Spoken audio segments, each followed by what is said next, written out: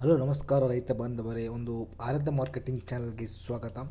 ಇವತ್ತಿನ ವಿಡಿಯೋದಲ್ಲಿ ಅಥವಾ ಬ್ಯಾಡಗಿ ಮೆಣಸಿನಕಾಯಿ ಒಂದು ಇಂದಿನ ಬೆಲೆ ಯಾವ ಬೆಲೆಗೆ ಮಾರಾಟವಾಗ್ತದೆ, ಯಾವ ಯಾವ ಜಿಲ್ಲೆಯಲ್ಲಿ ಒಂದು ಎಷ್ಟೆಷ್ಟು ಮಾರಾಟವಾಗುತ್ತೆ ಅನ್ನೋದನ್ನು ಸಂಪೂರ್ಣವಾಗಿ ಈ ವಿಡಿಯೋದಲ್ಲಿ ತಿಳಿಸ್ಕೊಡ್ತೀನಿ. ಈ ವಿಡಿಯೋನ ಸ್ಕಿಪ್ ಮಾಡದೆ ಕೊನೆ ತನಕ ಈ ವಿಡಿಯೋ ನೋಡಿ.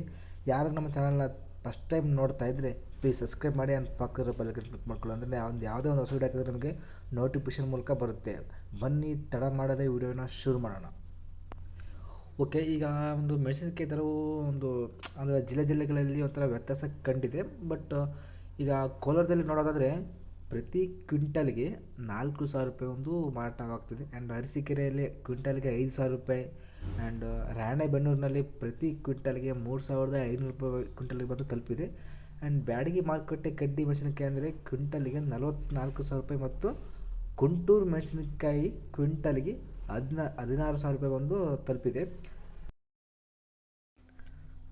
ಆ್ಯಂಡ್ ಅದೇ ರೀತಿ ಒಂದು ಇತ್ತೀಚಿನ ದರಗಳಲ್ಲಿ ಅಂದರೆ ಉದಾಹರಣೆಗೆ ಡಿಸೆಂಬರ್ ತಿಂಗಳಲ್ಲಿ ಹಸಿಮೆಣಸಿನಕಾಯಿ ಕ್ವಿಂಟಲ್ಗೆ ಕೋಲಾರದಲ್ಲಿ APMCಯಲ್ಲಿ 4,000 ರೂಪಾಯಿ, ಪ್ರತಿ ಕ್ವಿಂಟಲ್ಗೆ 4,000 ರೂಪಾಯಿ ಬೆಲೆಗೆ ಮಾರಾಟವಾಗ್ತಿದೆ.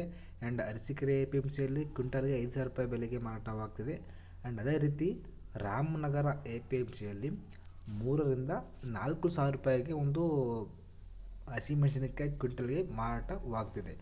ಅದೇ ರೀತಿ ಒಣ ಮೆಣಸಿನಕಾಯಿ ಕ್ವಿಂಟಲ್ಗೆ ಎಷ್ಟು ಮಾರಾಟವಾಗಿದೆಪ್ಪ ಅಂತ ಹೇಳೋದಾದರೆ, ಅದರಲ್ಲಿ ಒಂದು ಕಡ್ಡಿ ಮೆಣಸಿನಕಾಯಿ, ಡಬ್ಬಿ ಮೆಣಸಿನಕಾಯಿ, ಗುಂಟೂರು ಮೆಣಸಿನಕಾಯಿ ಅಂತ ಬರ್ತದೆ, ತಳಿಗಳು ಬರ್ತವೆ.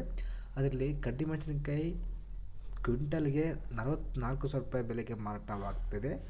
ಡಬ್ಬಿ ಮೆಣಸಿನಕಾಯಿ 43,000 ರೂಪಾಯಿಗೆ ಬೆಲೆಗೆ ಪ್ರತಿ ಕ್ವಿಂಟಲ್ಗೆ ಮಾರಾಟವಾಗ್ತಿದೆ.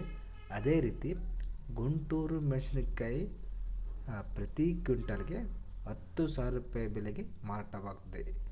ಅಂದರೆ 2043ನೇ ತಳಿ, ಅದು 13,000 ರೂಪಾಯಿ ಬೆಲೆಗೆ ಮಾರಾಟವಾಗ್ತದೆ.